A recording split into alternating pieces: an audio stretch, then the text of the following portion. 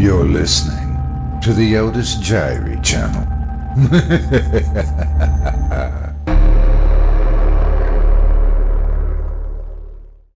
August Heat by W.F. Harvey, performed by Otis Jiry.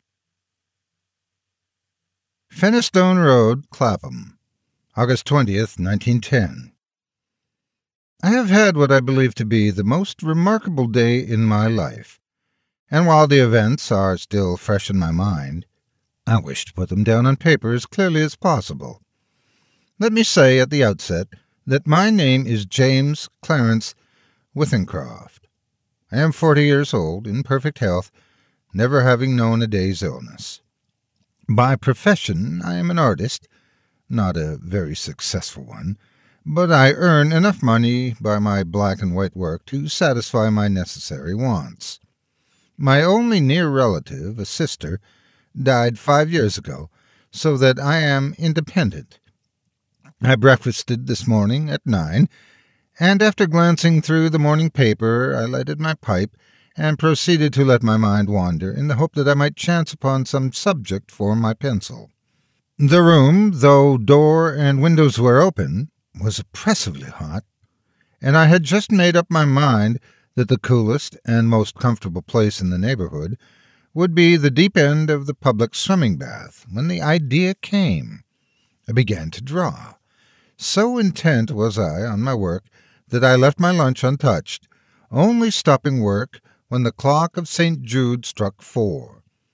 The final result, for a hurried sketch, was, I felt sure, the best thing I had done.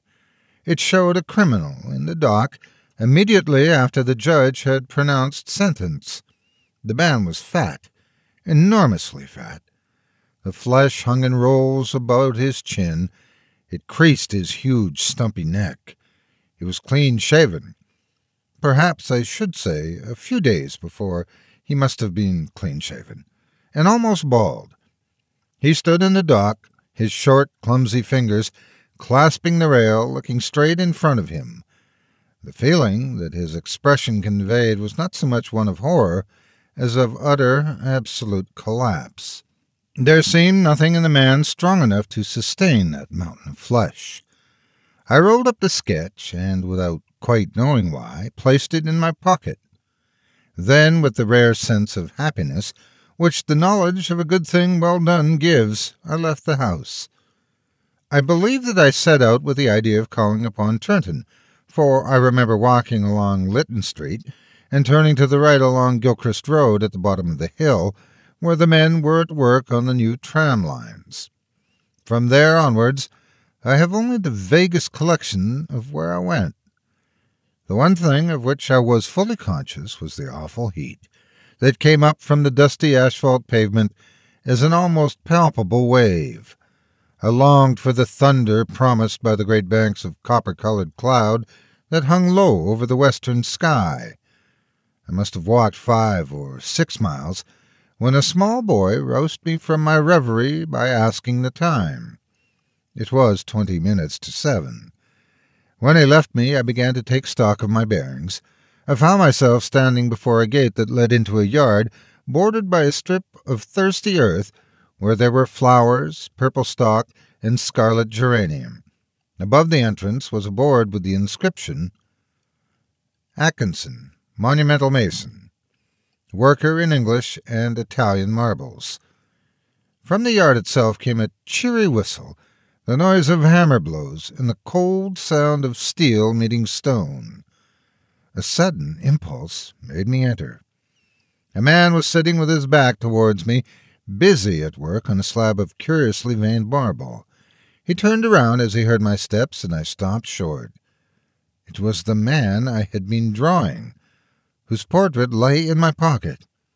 He sat there, huge and elephantine, the sweat pouring from his scalp, which he wiped with a red silk handkerchief. But though the face was the same, the expression was absolutely different. He greeted me smiling as if we were old friends and shook my hand. I apologized for my intrusion. "Everything is hot and glary outside," I said. "This seems an oasis in the wilderness. "I don't know about the oasis," he replied, "but it is certainly hot, as hot as hell. Take a seat, sir." He pointed to the end of the gravestone on which he was at work, and I sat down. "It's a beautiful piece of stone you've got hold of," I said. He shook his head. "In a way it is," he answered. "The surface here is as fine as anything you could wish, but there's a big flaw at the back, though I don't expect you'd ever notice it. I could never make really a good job of it, a bit of marble like that. It would be all right in the summer like this. It wouldn't mind the blasted heat. But wait till the winter comes. There's nothing quite like frost to find out the weak points in stone." "Then what's it for?" I asked. The man burst out laughing. "No, you'd hardly believe me if I was to tell you it was for an exhibition, but it's the truth. Artists have exhibitions, so do grocers and butchers. We have them too. All the latest little things in headstones, you know." He went on to talk of marbles, which sort of best withstood wind and rain, and which were easiest to work. Then of his garden and a new sort of carnation he had bought. At the end of every other minute he would drop his tools, wiping his shining head, and curse the heat. I said little, for I felt uneasy. There was something unnatural, uncanny, in meeting this man. I tried at first to persuade myself that I had seen him before, that his face, unknown to me, had found a place in some out-of-the-way corner of my memory. But I knew that I was practicing little more than a plausible piece of self-deception. Mr. Atkinson finished his work, spat on the ground, and got up with a sigh of relief. "There! What do you think of that?" he said, with an air of evident pride. The inscription, which I read for the first time, was this: "Sacred to the memory of James Clarence Withencroft, born January 18th, 1860. He passed away very suddenly on August 20th, 1910. In the midst of life we are in death." For some time I sat in silence. Then a cold shudder ran down my spine. I asked him where he had seen the name. "Oh, I didn't see it anywhere," replied Mr. Atkinson. "I wanted some name, and I put down the first that came into my head. Why do you want to know?" "It's a strange coincidence, but it happens to be mine." He gave a long, slow whistle. "And the dates?"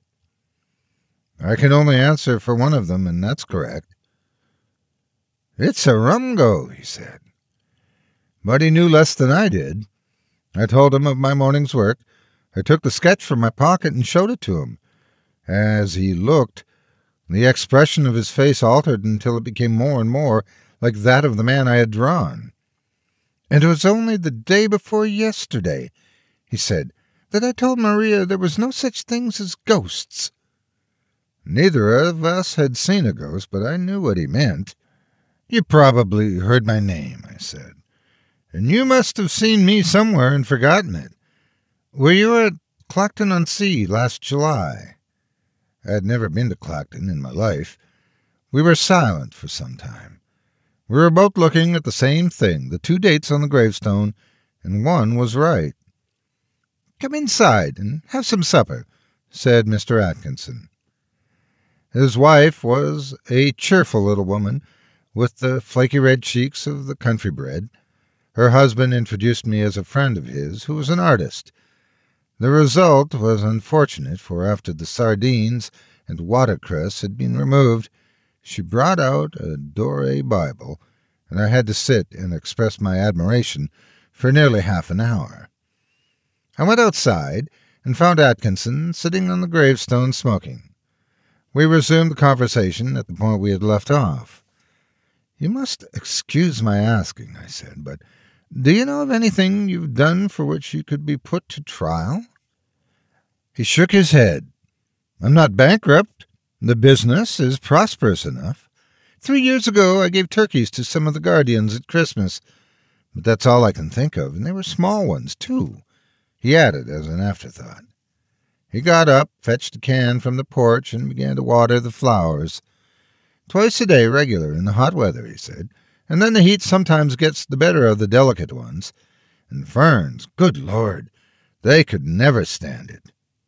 Where do you live? I told him my address. It would take an hour's quick walk to get back home. It's like this, he said. We'll look at the matter straight. If you go back home tonight, you take your chance of accidents. A cart may run you over. And there's always banana skins and orange peel, to say nothing of fallen ladders. He spoke of the improbable with an intense seriousness that would have been laughable 6 hours before, but I did not laugh. The best thing we can do, he continued, is for you to stay here till 12 o'clock. We'll go upstairs and smoke. It may be cooler inside. To my surprise, I agreed. We are now sitting in a long, low room beneath the eaves. Atkinson sent his wife to bed. He himself is busy sharpening some tools at a little oilstone, smoking one of my cigars the while. The air seems charged with thunder. I am writing this at a shaky table before the open window. The leg is cracked, and Atkinson, who seems a handyman with his tools, is going to mend it as soon as he has finished putting an edge on his chisel. It is after 11 now. I should be gone in less than an hour. But the heat is stifling. It's enough to send a man mad. Thank you so much for taking time out of your day to listen to this story in its entirety. If you enjoy what you hear and what I do and would like to support me and my efforts, visit my Patreon page at patreon.com/Otis Jiry. If you haven't yet, please hit the like button and subscribe today, and share this video with everyone on your social media. It helps more than you could ever imagine. Again, thank you for listening and have a great day. God bless you.